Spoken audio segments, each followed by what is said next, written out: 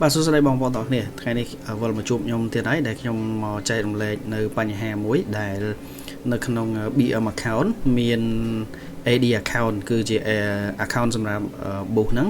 ដែលមានបញ្ហាជាប់ disable នេះបាទអញ្ចឹងខ្ញុំនឹងបង្ហាញម្ដង step by step ដល់បងប្អូនទាំងអស់គ្នាហើយសូមទស្សនាវីដេអូរបស់ខ្ញុំបញ្ចប់អញ្ចឹងដើម្បីកុំឲ្យខាតពេលយូរខ្ញុំនឹងបង្ហាញតែម្ដងបាទជាដំបូងបើបងប្អូនអត់ទាន់ដឹងថាយើងចូលទៅ BM តាមរយៈណាទេខ្ញុំសូមខ្វែងនេះសិនមកបន្ទាប់មកបើក tab ថ្មីមួយទៀតមកខ្ញុំធ្វើម្ដងមកតំណការឲ្យបងប្អូនមើលបាទហើយយើងចុចលើរូប profile យើងក៏បានដែរឬក៏ចុចមកខាងឆ្វេងដៃនេះក៏បានដែរយើងយក Meta Business នេះមក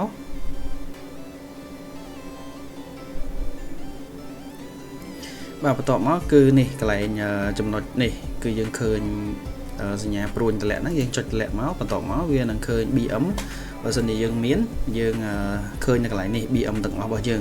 ហើយបើសិនជាបងប្អូនអត់មានទេអាចបង្កើតនៅខាងក្រោមនេះបានបាទអញ្ចឹងខ្ញុំចូលទៅក្នុង BM ដែលមានបញ្ហារបស់ខ្ញុំហ្នឹងបាទបន្ទាប់មកចុចសញ្ញាដូចជាសញ្ញា gear នេះសញ្ញារូបសោស្ពឺនេះបាទចុចអាហ្នឹងមកបាទបន្ទាប់មកយើងមើលទៅចំណុចវាមានច្រើនចំណុចមាន user ហើយនិង account អញ្ចឹងបញ្ហារបស់ខ្ញុំគឺ AD account នេះវា disable មួយអញ្ចឹងខ្ញុំនឹងដោះស្រាយកន្លែងហ្នឹងអញ្ចឹងខ្ញុំយកពាក្យថា account នេះមក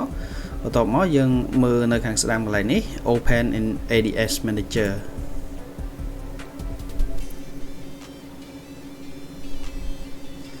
បាទពេលដែលវា open មកវានឹងជាប់សញ្ញាពណ៌ក្រហមបាទនេះចេញមកហើយអញ្ចឹងយើងមើលចំណុចនៅខាងស្ដាំដៃខាងលើនេះពាក្យមានពាក្យថា request review បើន័យថាយើងចង់ឲ្យក្រុមហ៊ុន Meta ហ្នឹង review របស់យើងមួយសារទៀតដែលយើងស្នើសុំហ្នឹងខ្ញុំបញ្ជាក់មួយទៀតថាដើម្បីស្នើសុំ request review ហ្នឹងយើងត្រូវមានអត្តសញ្ញាណប័ណ្ណរបស់យើងដែរបាទអញ្ចឹងបងប្អូនត្រៀមថតមកស្លឹកទុកទៅបើសិនជាមានបញ្ហាអញ្ចឹងកុំឲ្យខាតពេលយូរខ្ញុំចុចលើពាក្យ request review នេះមកបាទហើយបន្ទាប់មកទៀតយើងយកពាក្យថា request review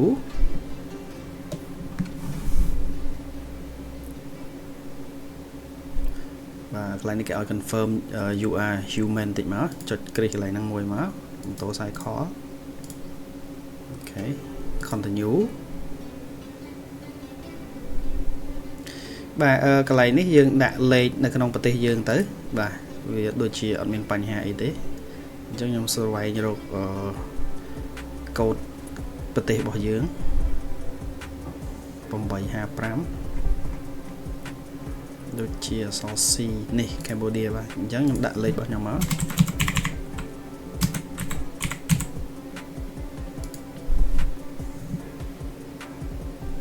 បន្ទាប់ចុច send មកហើយរងចាំកូដមកបាទនេះគេផ្ញើលេខកូដមកហើយគឺ437 836 ចុច continue មកកន្លែងនេះគឺ upload your ID អញ្ចឹងដូចខ្ញុំបានប្រាប់ចឹងតាំងពីដំបូងអញ្ចឹងយើងមានយើងថតរូប ID card យើងទុកទៅហើយយើងមក upload នៅចំណុចនេះយើងចុចពាក្យថា upload មកនេះ ID card របស់ខ្ញុំ open បាទហើយអស់ហើយយើង continue បន្តទៀត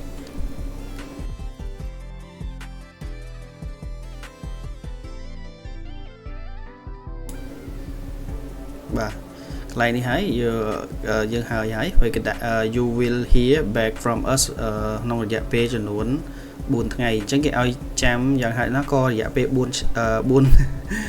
ថ្ងៃដែរបាទអធិស្ឋានបាទប៉ុន្តែ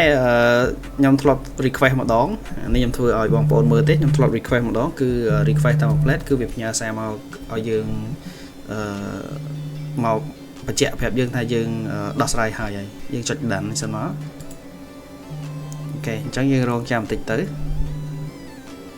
បាទអញ្ចឹងកន្លែងនេះមុនហ្នឹងខ្ញុំបានទទួល notification គេ load មកកន្លែងនេះខ្ញុំបានចុចមកវាដាក់ urgent នេះ we have complete a review of your AD account 5163យើងចុចមើលសិនមើល បាទអញ្ចឹងកន្លែងនេះវា review មកហើយគឺយើង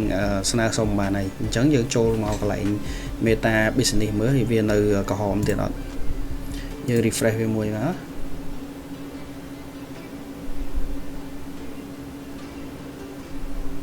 បាទអញ្ចឹងកន្លែងនេះយើងបានដោះហើយអស់ហើយ AD account លេខ ADS 5163នេះមុនហ្នឹងគឺជាប់ក្រហមប៉ុន្តែឥឡូវយើងបានដោះស្រាយហើយបាទអញ្ចឹងសង្ឃឹមថាវីដេអូនេះជាអត្ថប្រយោជន៍មួយសម្រាប់បងប្អូនដែលគាត់កំពុងតែជួបបញ្ហាដូចដែលខ្ញុំបានប្រាប់ហ្នឹងបាទអញ្ចឹង